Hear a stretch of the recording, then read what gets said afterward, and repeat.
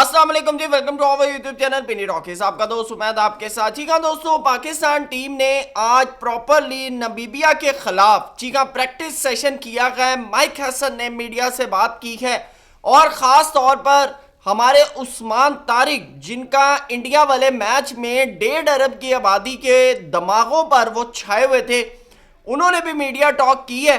जी हाँ, वो भी आपके साथ शेयर करेंगे। और कुछ पाकिस्तान के फॉर्मर प्लेयर्स, जी हाँ, जिनको हम दी लेजेंड्स कहते हैं, उन्होंने एक दफा फिर जो है पाकिस्तान की टीम के ऊपर क्रिटिसिज्म किया, फ्रेश क्रिटिसिज्म। वो कहते हैं ना, मक्खन मलाई मार के मसाला डाल के नया जो है वो क्रिटिसिज्म किया है, वो भी आपके साथ शेयर करेंगे। साथ आपको बताते चलें कि शुएब अख्तर साहब ने भी एक बड़ा यू टर्न लिया है। जी हाँ, क्या यू टर्न है वो भी आपके साथ शेयर करेंगे। तो खबरें काफी ज्यादा हैं, एक एक करके आपके साथ शेयर करेंगे। साथ इसके ऊपर अपना एनालिसिस भी आपको बताएंगे। तो चैनल पे नए आए हैं तो इसको सब्सक्राइब फटाफट कर लें।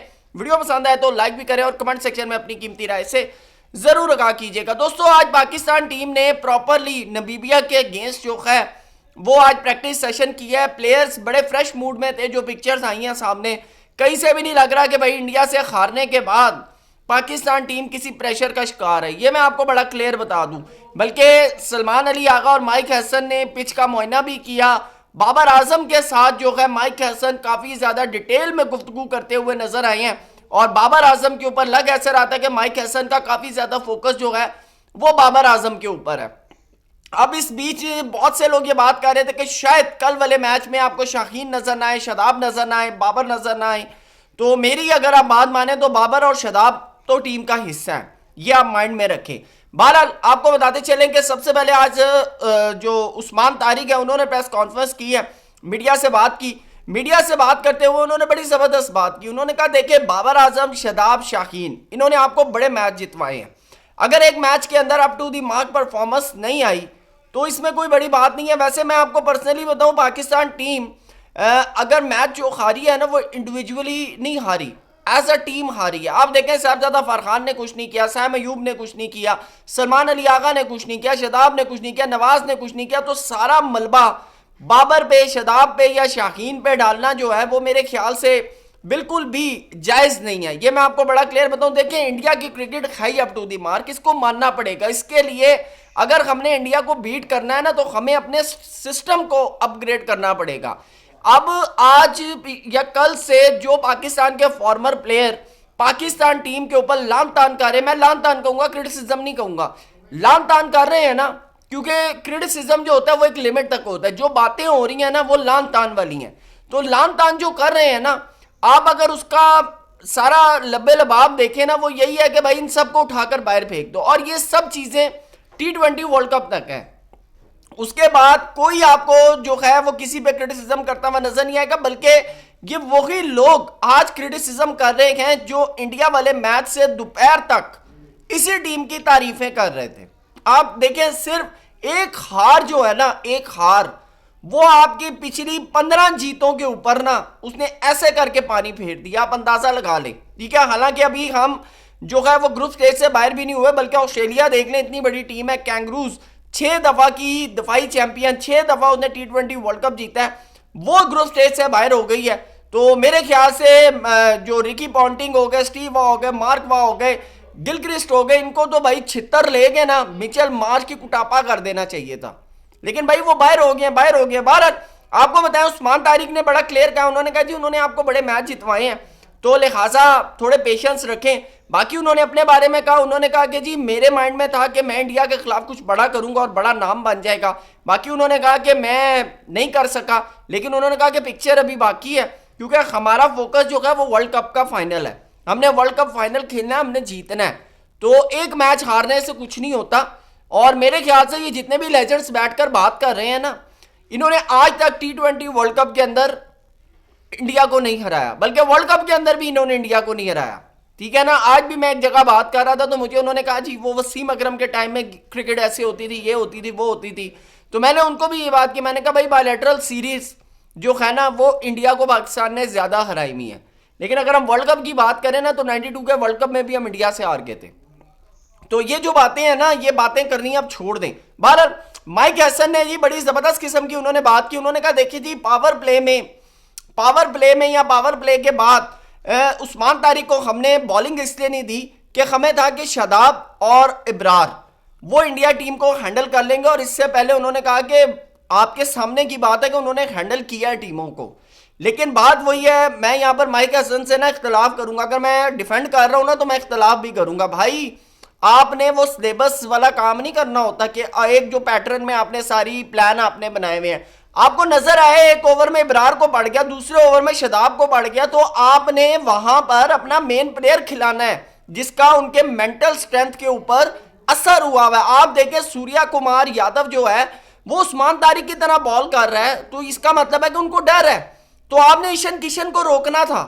आपको वहां पर यह नहीं देखना कि पावर प्ले है या क्या है, आपने वहां पर भाई जैसे आपने देखा आपके मेन बॉलर्स को पड़ गई है, आपको वहां उस्मान तारिक लगाना है। तो गलती आपकी है, इस पे आप अगर कहें कि आपको कोई जस्टिफाई करेगा तो ऐसे नहीं होगा। बहरहाल कुछ पाकिस्तानी फॉर्मर प्लेयर्स की बात करते हैं। शाहिद खान अफरीदी ने पहले बात की थी कि पायने ना तिन्हों बाहर काट दियो। अब शाहिद खान अफरीदी कहते हैं कि मुझे एक बात बताएं, जो पाकिस्तान के बैटिंग कोच हैं हनीफ मलिक साहब, क्या उनकी इतनी स्ट्रेंथ है कि वो बाबर आजम को सिखा सके? शाहिद खान अफरीदी साहब, मेरे ख्याल से आपको आज याद आया, आपको आज याद आया कि पाकिस्तान का जो बैटिंग कोच हनीफ मलिक है, जिसने 2005-6 के अंदर जो है फर्स्ट क्लास क्रिकेट के मेरे ख्याल से अप्रॉक्सीमेटली 30-40 मैच खेले हैं, आपको आज याद आया कि हनीफ मलिक जो है वो बाबर आजम को सिखा सकता है या नहीं सिखा सकता? सिंपल सी बात है ना। आप देखें ना कि आपको ये बात इंडिया वाले मैच से पहले याद नहीं है, आपको ये बात आज से 6 महीने पहले याद नहीं, ये बात आपको आज से साल पहले याद नहीं आई, आपको आज याद आई है। मुझे बड़ी ना हैरानगी होती है जब अक्सर तज्जिए होते हैं। अच्छा राशिद लतीफ़ साहब, मैं इनके तज्जियों की ना बड़ी इज्जत करता हूँ, ये अक्सर बड़े जेन्युइन किस्म के ना बड़े जेन्युइन किस्म के तज्जिए करते हैं और रियलिटी के ऊपर बात करते हैं। लेकिन अब जो इन्होंने तज्जिया किया, मुझे बड़ी हैरानगी हुई कि राशिद लतीफ़ साहब भी ये बात कर सकते हैं।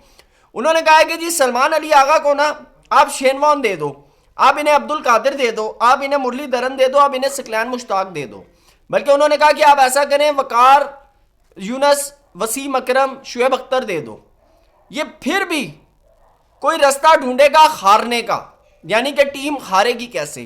देखें एक उससे गलती हो गई, ये वही गलती है जो 2017 में विराट कोहली से हुई थी कि उसने टॉस जीतकर पाकिस्तान को बैटिंग दे दी थी और 338 का फट्टा लग गया था।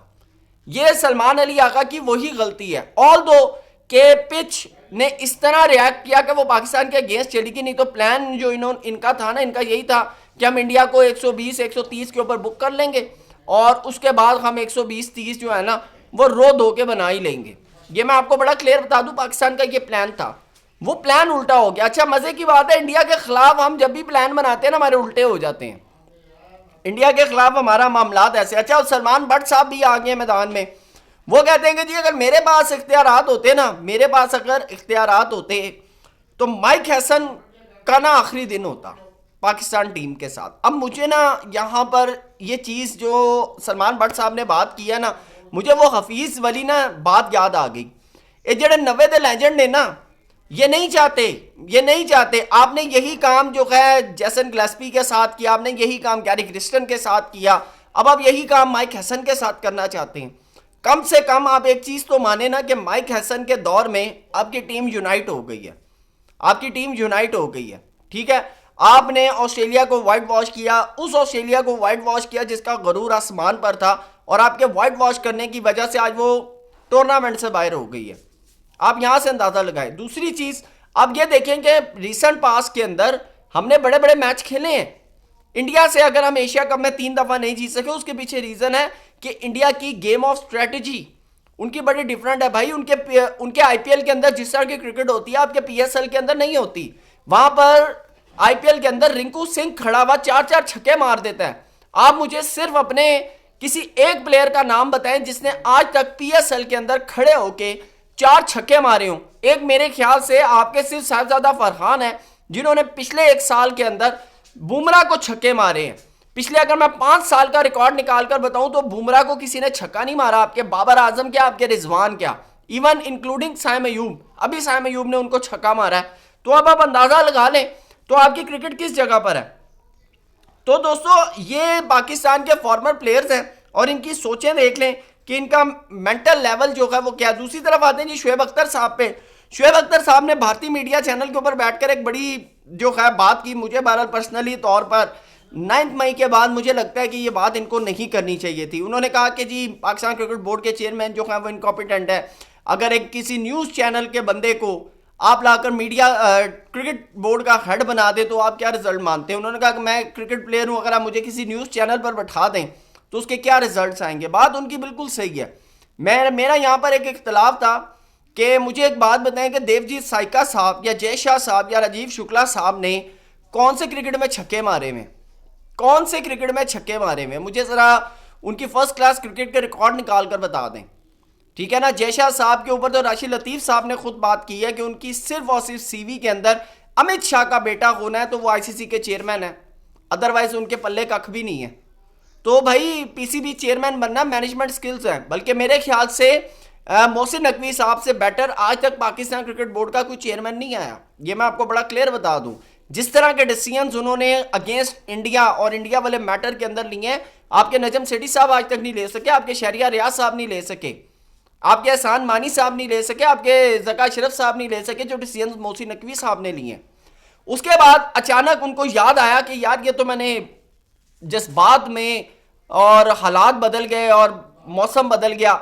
उन्होंने कहा ये तो मैंने बड़ी गलत बात कर दी, क्योंकि समझदार वालों के लिए इशारा काफ़ी है कि मोहसिन नकवी साहब पाकिस्तान के इंटीरियर मिनिस्टर भी हैं और ये इसमें कोई शक नहीं है कि पाकिस्तान के प्राइम मिनिस्टर से भी ज़्यादा पावरफुल अगर कोई शख्सियत है इन सिविलियंस तो वो मोहसिन नकवी साहब हैं। तो मोहसिन नकवी साहब साथ ही उनको याद आया तो उन्होंने कहा नहीं नहीं मैंने तो ये बात ही नहीं की। मेरा कहने का मतलब मोहसिन भाई के बारे में ये नहीं था। ये इंडियन मीडिया ने इसको जो है बढ़ा चढ़ा कर पेश किया। इसीलिए कहते हैं भाई जब बोलें तो पहले तोलें फिर बोलें, ताकि फिर बाद में आपको यू टर्न न लेना पड़े। बल्कि मैं सोशल मीडिया पर देख रहा था वो बंदा जो बड़ा अग्रेसिव होता था पिच के ऊपर, उसको भी यू टर्न लेना पड़ गया। अब लोग देखें बातें करते हैं, लोग सुनते हैं। आजकल डिजिटल मीडिया का दौर है, हर चीज़ रिकॉर्ड होती है, हर लोग सारी चीज़ें जो हैं वो नोट करते हैं। 7-0 भी लोगों ने नोट किया है। अगर कोई 8-1 की बात कर रहा है तो भाई 6-0 भी नोट किया, 7-0 भी नोट किया, 152-4-0 भी नोट किया। तो ये बहरहाल क्रिकेट है, एक मैच है। ठीक है, पाकिस्तान हारा है, पाकिस्तान अपनी गलत डिसीजंस की वजह से हारा है, रियलिटी है। अगर हम जीत जाते तो मेरे ख्याल से हालात भी और होते, माहौल भी और होता, और फिर मेरे ख्याल से हम अगर वर्ल्ड कप भी हार जाते तो शायद किसी को इतना दुख ना होता। इंडिया वाला मैच की पाकिस्तान के अंदर इमोशनली जो है वो उसकी वाइब्स ही और है, और ये दोनों तरफ है। आज आकाश चोपड़ा साहब कह देंगे या सौरव गंगोली साहब कह दें क्या वो क्या कहते हैं वाइब्स नहीं है।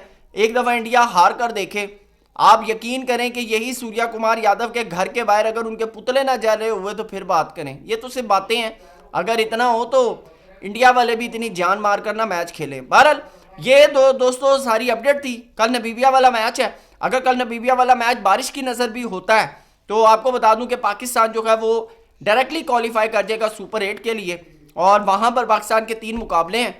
तो अब देखना है कि पाकिस्तान जो है वो सुपर 8 से निकल कर सेमीफाइनल में कैसे जाता है। बारह शदाब खान से आज पूछा गया कि आप सेमीफाइनल खेल रहे हैं, उन्होंने कहा हम फाइनल भी खेल रहे हैं और फाइनल जीतेंगे भी। तो इंशाल्लाह hope for the best, Pakistan team को सपोर्ट करें। एक मैच हो गया कोई बात नहीं, आगे सपोर्ट करें, अभी पूरा टूर्नामेंट पड़ा है। तो हाँ, जिस वक्त आपको लगे आपकी टीम टूर्नामेंट से बाहर हो गई है, फिर आप 1 बाय 1 जिसको मर्जी जिसका मर्जी आप स्टैट निकालें, सारी बातें करें, लेकिन अभी कम से कम टीम खेल रही है तो सपोर्ट करें। वीडियो पसंद है तो लाइक कीजिएगा। थैंक यू सो मच, अल्लाह हाफिज़।